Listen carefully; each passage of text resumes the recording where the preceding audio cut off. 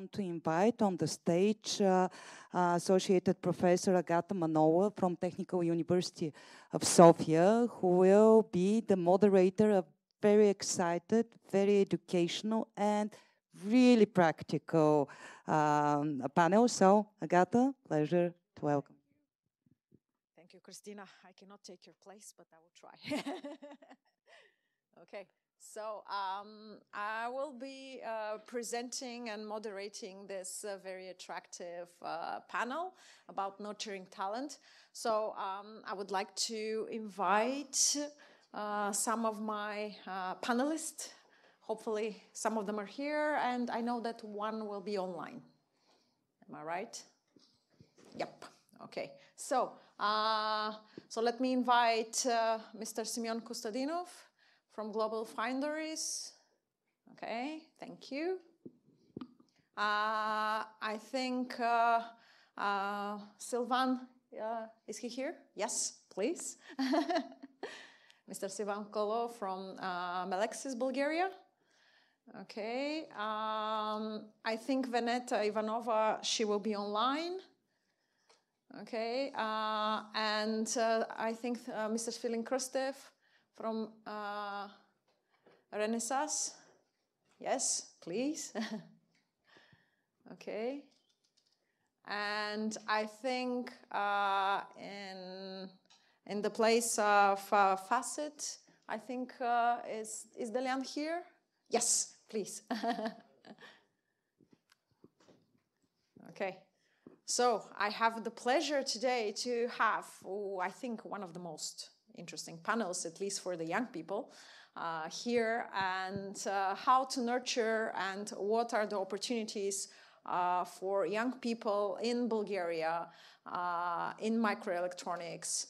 So I will give a couple of minutes for each of you to present yourself and your companies, and then we'll start the discussion on this very interesting topic. Okay, so you have the microphone.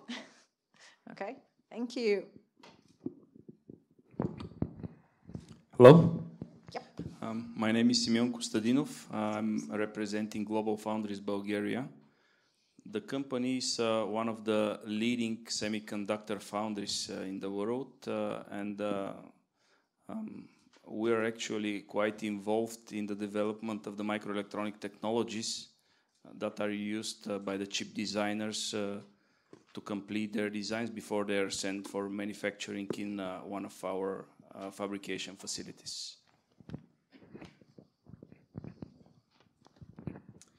Good morning, everyone. So my name is Sylvain Collot. I'm manager in Melexis, Bulgaria. Melexis is a Belgium headquarter company that is counting around 2,000 people, with almost half of them, 800 plus, in Bulgaria. We are chip solution makers, providers, meaning chip design, IC, integrated circuits, but also the embedded software that gets into it, the test solution, the way we program, the way we calibrate, because we are automotive sensors leader, world leader, and this is not just a chip, it's also the way it is used and the way in the application it will be combined. You have some application in front of the door here that you can try just for fun, just to give a visibility on what it is. And we are present here for 20 years in Bulgaria, and yeah, as mentioned earlier, we have recently grown our activities here. And just last year, we decided to grow a team on the product line on magnetic sensors. We have two specialty in Bulgaria, which is magnetic sensors and temperature sensors, where the full team is located here. Thank you. Thank you. Hello to everyone. My name is Svilen Krastev. I'm representing Renesas in the office in Bulgaria, design director. A couple of words for Renesas because, thank you, nobody mixed the name. Renesas is a Japanese, let's say, company funded actually in 2001, and these are kind of spin-offs of companies which you all heard about, probably NEC, Mitsubishi, Hitachi Microelectronics, etc. These days, this is called Renesas. Company, maybe 10 years ago, starts expanding around the world. They bought a couple of companies actually in Silicon Valley. Intersil, IDT, recently they bought another company in Europe, Dialog Semiconductors. Bulgarian office is kicking around for around 15 years, of course not as Renesas. During all these acquisitions, actually corporate acquisitions, in Bulgaria that was started as a ZMDI, then we were IDT, these days we are Renesas. Around 80 people, pretty much design and development, practically everybody. Bulgaria is profiling also in automotive sensing. So chips for automotive industry, which we all heard that last year or something, we don't produce enough cars because we don't produce enough chips. So yeah, that's it. Thank you. My name is Delian Velikov. I represent FACET company. We are a fabless company for testing engineering services in microelectronic field. We are a Bulgarian company with customers in Germany and France.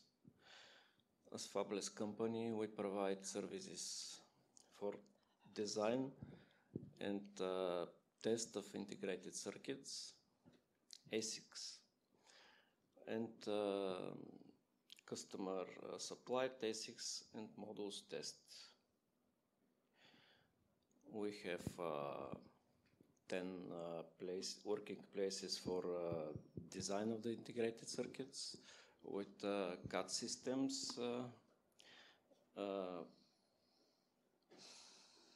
for design of digital and mixed circuits simulations. Our experienced team right now is design team is with 7 engineers. They are involved in the whole process of the design of the integrated circuits. And the design process takes between 1 and 2 to 3 years, depending on the complexity.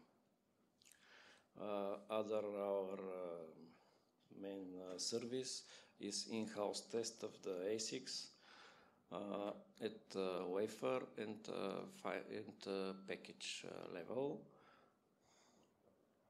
We have a clean room of 250 square meters with all environmental control for cleanness and humidity and temperature. Our equipment is able to perform tests of all digital and integrate and analog and mixed integrated circuits. Our company staff count is about 55 people right now, with 30 operators and 25 engineering staff. Thank you. Okay, Veneta, do you hear me? I'm seeing you. Yes. Okay, perfect. Can you present with a couple of words Infineon, please? Thank you very much for the invitation. My name is Veneta Ivanova, and I'm responsible for the collaboration between academia and industry and for expanding the university network at Infineon Technologies in Austria. Infineon is a global leader actually in automotive power management and energy efficient technologies and also IoT. Currently we have 56,000 employees worldwide and a turnover around 14.2 billion. This is the fiscal year for 2022. I heard that also we have some students there. Therefore, I would like to let you know in which applications fields you can find us. So we are pretty well represented in the automotive industry. So our chips are embedded in 17 of the world's 25 best-selling full electric cars and plug-in hybrids. But we are also in the green industrial power.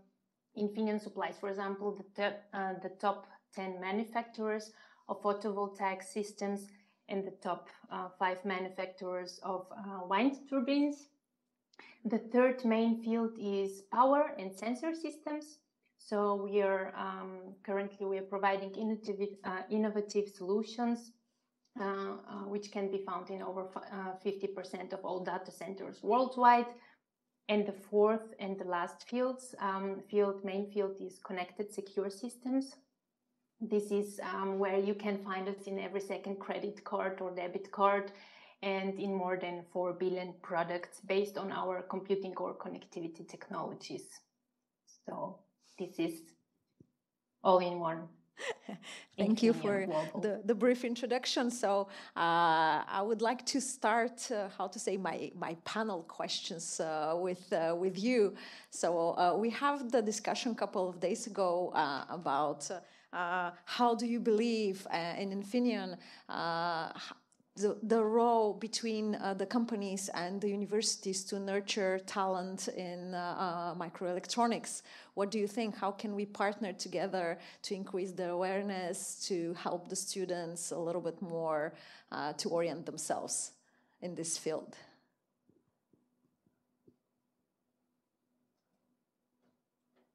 Veneta, do you hear me? Yes? No? Okay, so no connection. Okay, so we'll go maybe later again to Infineon. Okay, so let's start then the discussion. Okay, our panel is nurturing talent. So to all the present companies here, how do you think, the question is very, hot topic. We have plenty of students today that have visiting, are trying to understand how they can find future work in microelectronics. What do you think? What the company, your company that you represent, give them as an opportunity? How do you nurture talent in your company? So whoever wants to start, feel free to join.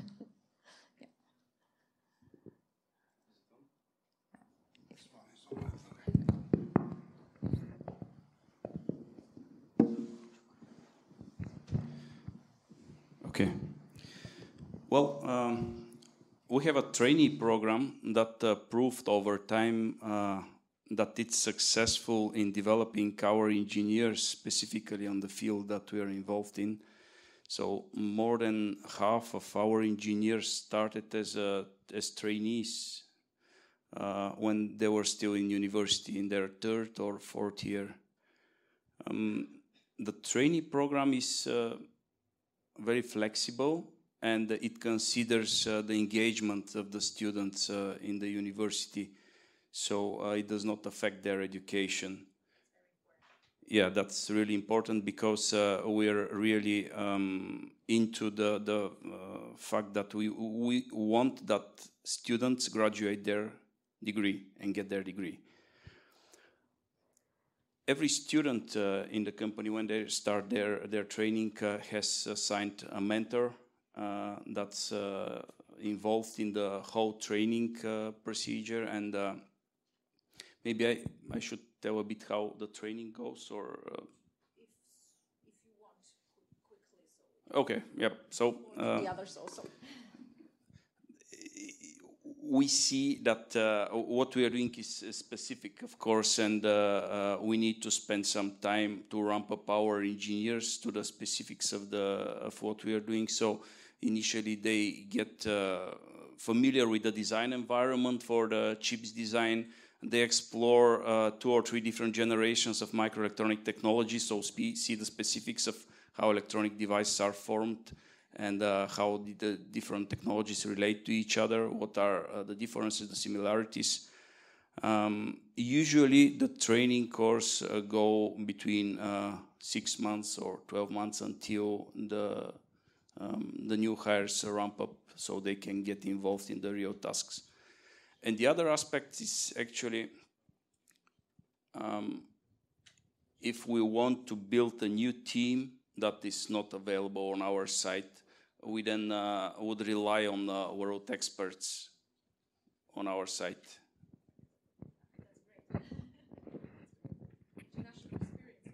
Yeah, it's also very important. Sylvain, please join us. Now working.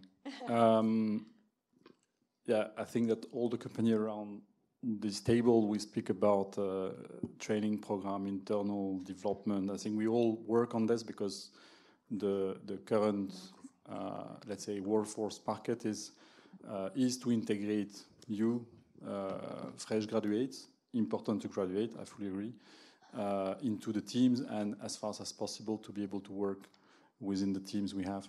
I want to emphasize on two different things that maybe that is related to more to Melexis. The first thing is that what we put focus on and what we value a lot is what we call innovation with heart. So innovation, we do products, tangible products, you can see them again outside, tangible products, you know the application, you know the customers, and you are part directly, as people coming with us are directly part of a team, locally and internationally working on the concrete chips with a concrete application. And this, we put a lot of emphasis on explaining this, giving this visibility. For who are you working? You are working for Samsung, for a smartwatch, where you will be integrating a temperature sensor. You're working for Tesla, where you will have a current sensor that is going into the car. So it's very tangible and it's very important. Knowing why, where is the big picture, where is the chip, what I'm contributing to, part of it is essential for us.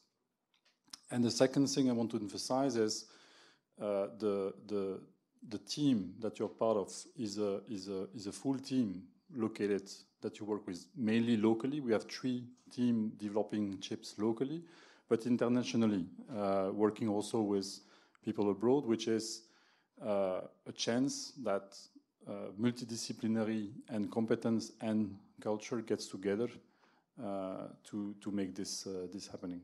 So as a newcomer in Melexis, fresh graduate or experienced person, you are directly dropped into this because we believe it's the way to go.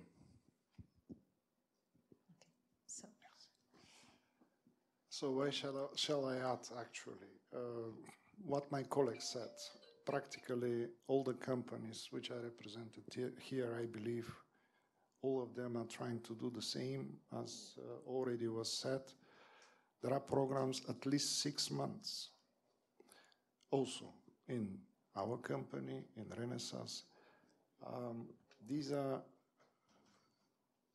this environment, I believe, is a little bit different from what you guys seen in the university. And this is natural, this is normal. University is the base. But one of the first things, okay, Sylvain here emphasized on 2 things, I would emphasize with something else. First thing that you have to learn coming with us, that you don't know anything. I mean, you know a lot. You're stressing us. No, that is the reality. You know a lot, but your whole life you're gonna need to learn. Your life will not be enough to learn enough, actually, in this area. So challenges are absolutely every day. Clients, markets, and of course, your base that you're getting into the university, your knowledge in maths, in physics. Without that, it will be impossible for you guys. Nevertheless, it's fun, I can assure you. I mean, it's fun with us. I'm sure it's fun with Melexis, with GlobalFoundries, etc. So recent 20 or 25 years, I don't remember a case when some of my colleagues actually get out of the industry. Once in, you're in. Another story is how you get in. So, okay, so practically at least 6 months, but usually we need a year with your buddies, you know, with people like you actually to start doing something. And this is nothing wrong with that.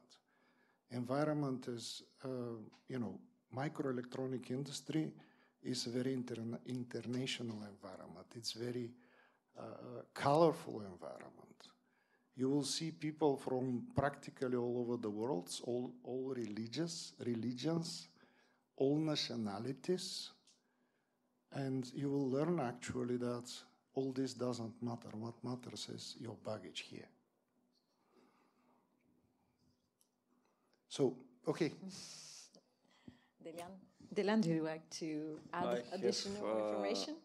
No, not more to add to all aspects. We have, experience with students from technical university. From my experience, we hired students third and fourth course of their education. Most of them remain in the company till now, and they are well educated and trained, and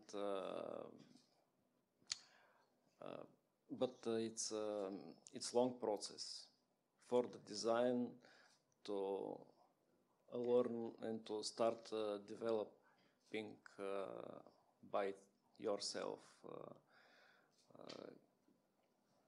modules, blocks of the ASICs. It's take time, maybe 1 year and more. Okay. But during this process, we support the students. Full support, of course. All the ways. Yeah. Okay, I hope Veneta is hearing us. Veneta, do you hear us? Okay. Veneta, do you hear us? Yeah. Okay, perfect. So it was the microphone that was the problematic. Okay, so I have one question, and it's a general question, of course, to everyone, but I will start with you. How do you see the partnership between universities and companies in terms of increasing awareness in microelectronics, the new developments in microelectronics, and of course, how can we, work better in terms of curricula, in courses, and hardware and software together? What can we do together? So the first thing always starts a little bit of the personal relationship between colleagues from my different departments, from our different fields of technology, and also the university's main focus. Everything is starting or based on several talks up front, in which direction we want to go, which fields of interest do we have, can the university implement those things also in their daily life.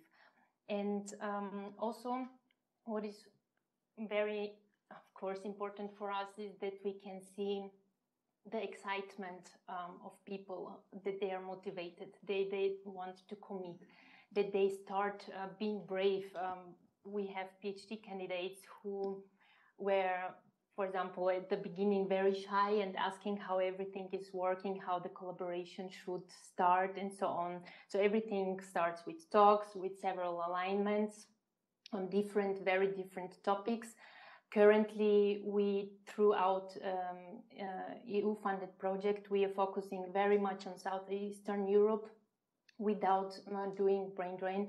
We want just to support the students where they are at the universities, at the faculties where they are, with the monthly scholarship, and to work on our topics, and also to see and to feel a little bit, the challenges also of the universities. Do they have enough high number of bachelor students, of master students? What's about PhD? how is the demographical situation also of every country.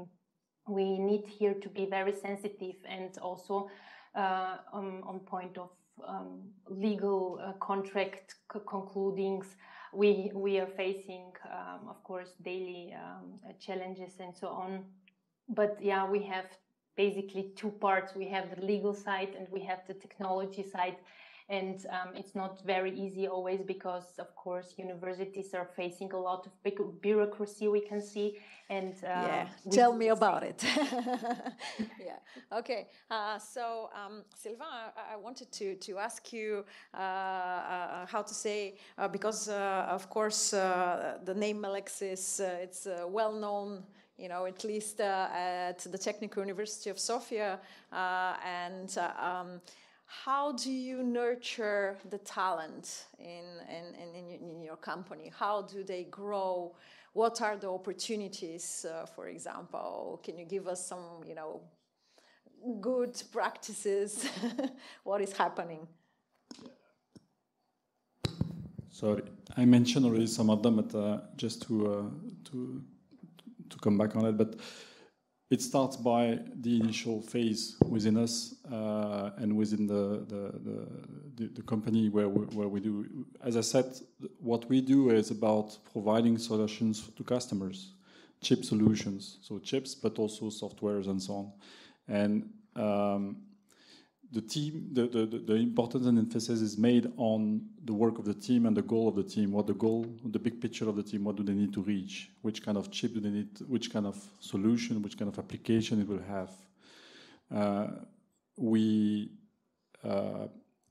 strongly believe in where we are, because and thanks to everyone that is with us. So putting a lot of effort in that. And a lot of investment in this. So it starts by explaining clearly what is the business we are in, what kind of application we are aiming at, what kind of business solution we are developing, and bringing this picture to everyone. Then we go for everyone has his own, let's say, learning curve. Learning is to react on what Svilen said. We learn our whole life. I mean, it's not finishing at university. Yeah? It just starts. Lifelong learning. Exactly. Yeah. So we encourage everyone to do this, and it's the job of everyone to do it for himself, not we to provide you to this, that. Of course, we do it. We provide this. We organize this because we have business needs to fill. But the importance, yes, exactly, motivation, and at the end. We try also to give the opportunity to everyone who have initiatives, who are willing to do things, to go further, to stimulate them, but also to support them in doing it. And innovation, people development innovation is not only an R&D topic, a development topic. Last thing that I can mention to stimulate this kind of thing is in production, we have in place, we have a test facility. We are testing more than 1 billion chips per year in Sofia. All the cars going on Tsarigradsko shose, the new ones, they have chips that are tested here in GlobalFoundries. So it's not a joke, it's true. You can try, you can check. But what I want to say is that in production as well, we stimulate lifelong learning and stimulation for innovation with ideas like opening the door for people to propose ideas, to improve, what to do more, and then to let them develop them. Perfect. Not just, I have an idea, I share, and somebody else take care. No, we will support you, we'll give you time to work on it and to develop it further. Okay, perfect. Svilen, can I ask you, what are the top key skills that you look in, your future employees in microelectronics? Only engineering, or can we add some soft skills, of course? Shall I start with a kind of, it's not even a joke, but anyway, back in the day in Princeton, they asked Albert Einstein, we have to hire some people actually, so what are your requirements? And he said, of course, clever and hardworking people. Okay, it could be also clever and lazy people. I will even accept stupid and lazy people, but I will never accept stupid and hardworking people. So this is about so-called soft skills and hard skills. You know. So I'm not going to talk about soft skills because, you know, universities, of course, are giving you soft skills.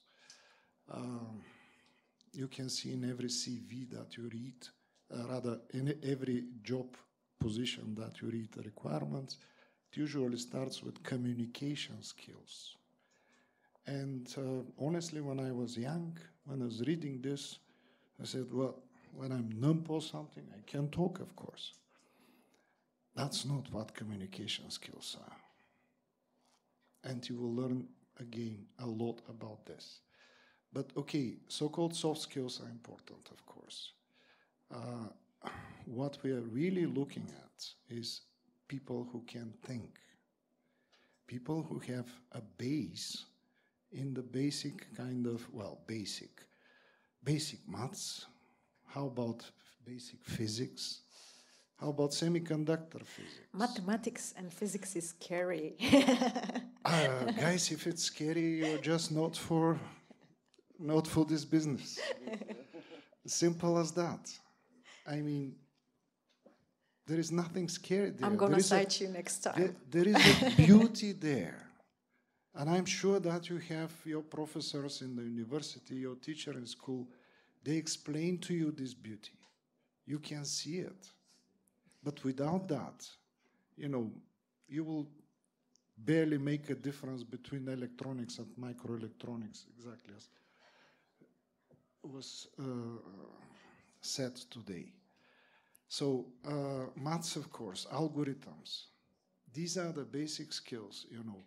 Again, challenges in this. There are no ready solutions in our business.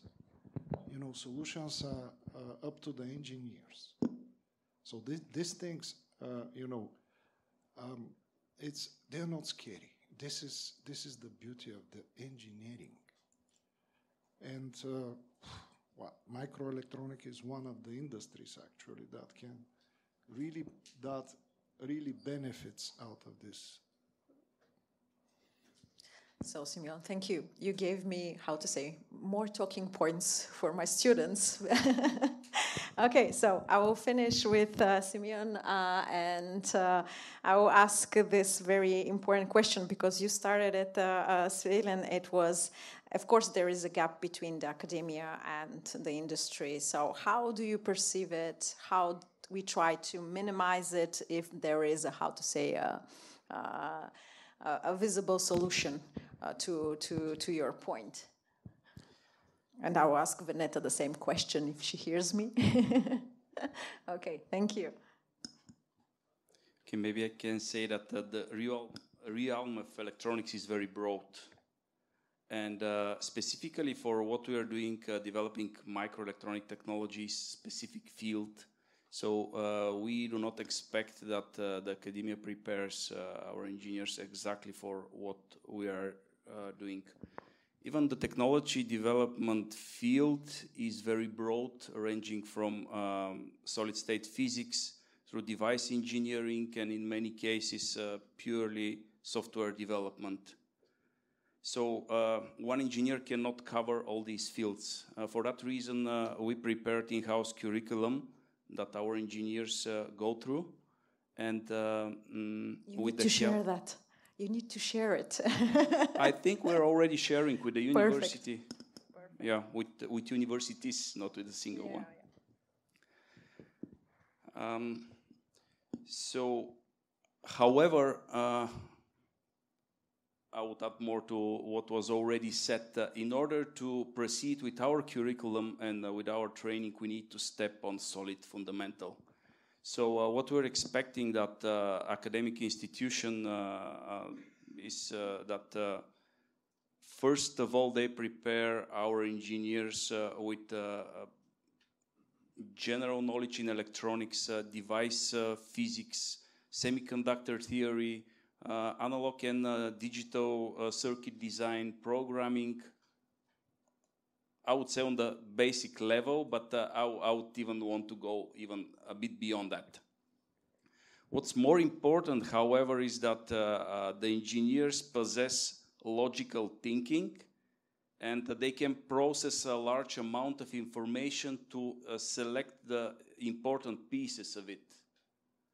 And I realized that in many cases this may be related to personal skills and abilities, but the university can teach the engineers how to think critically. The university can train them their problem-solving skills, and the university can build this fundamental knowledge that we need. In other words, I would say that we expect to get students thinking rather than remembering information, and the rest we can do. Yeah. Okay, thank you very much. So, Veneta, can you add a little bit more? Sure. We have an example. I mean, to close this gap a little bit, yeah, we are providing to the master students and to the PhD students different kind of topics. Yeah, we are taking out from real life, from our industrial all-day life examples, if it's chip design or SiC or GaN technology or whatever it is, quantum technology. We are providing a topic to the professors, and we are relying on the professors that they know their students the best, because we cannot say who student is really good or not, or really who is the right person for this challenge. And this is how we can close it, because students often tell me that they are very happy that they can really work on real challenges. Yeah, not think which is theoretical, but working on the functionality of a microphone, for example, of MEMS or whatever it is. So this is one of the things how we could, close a little bit this gap. The second thing is, once they come into an industry, doesn't matter to which one, I think it's always very interesting to feel a little bit the mood of the whole company, also to go into the laboratory, to speak to your potential mentor, because as the previous colleague said also the same, it's not more about how good you are really in something. We will go this way together. The main point is that you have this natural, thinking and open mindset, and, to be a little bit more flexible on some topics. And we can show you some things. We can see how far you are in your knowledge. We can do this knowledge exchange always on site. And I heard also that very simple measurements methods, for example, at the faculties are a little bit different, or sometimes very different to our measurements here on site. But this is not a problem at all, because we can show you then what kind of knowledge you need to gain still, or we can really pick you up where you are, where you're standing, and just grow with you together in the different challenges. And a third point, we set up 5 endowed professorships. That means that we have one professor, for example, at the University of Zagreb, who is working in a very close collaboration with different departments from Infineon, Austria, and they're working on a main focus topic now in power electronics. So he can also, they are meeting, they have an advisory board, and they are meeting in this advisory board, and they are making the plan and the curriculum for the next funding period or for the next semester, it depends. And this is also a kind of how we would like to, to close a little bit this kind of gap. We are giving also lectures on different topics. So if the university or the faculty reaches out to us and have a topic wish, I don't know if it's in IT applications, IoT, or whatever, then I'm looking, or we are looking as a team always internally who might give this lecture at this university. And so we are sending different speakers for workshops or for one lecture. So this is also a kind of trying to collaborate and to close this gap. Thank you very much, Veneta, because you opened the topic, and I'm going to finish with that. So first of all, to all my panelists, you have an open invitation. We organize regularly open lectures at the Technical University of Sofia to motivate our students to be able to understand, for example, for the students from the first year and second year, because they have the general topics, the mathematics, the physics, the chemistry, and these topics are a little bit, how to say, far from the applicational topics than they have in the first and the fourth year. So we need people like you to show them that there is really a connection, very tight connection, and to motivate them to study a little bit harder and to try to understand that the importance of every topic is, the topic is there in the curriculum because later on they're going to use it all the time. And so it's an open invitation to all of you. Feel free, wherever you think that you can dedicate a certain amount of time. We're going to organize at the Technical University of Sofia an open lecture. We're going to publicize it in the internet site, in the LinkedIn and Facebook for all the students. And you can come and present an interesting topic in microelectronics or something around it, of course. And as I said, we're going to use that as a motivation for all our students. So this is first thing.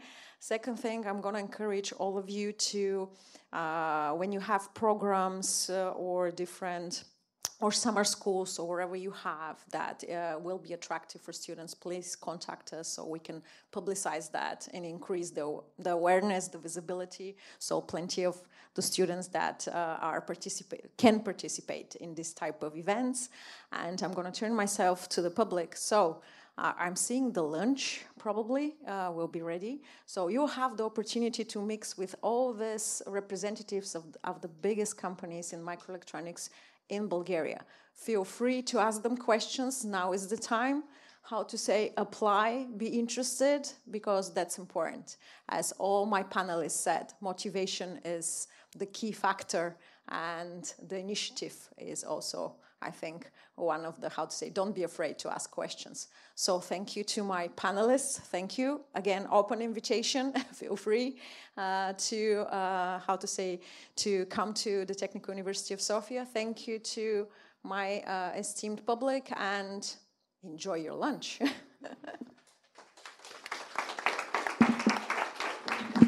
Yeah, big applause. Thank you, Agata. As usual, quite attractive, quite proactive, and quite quick wins, and go for action.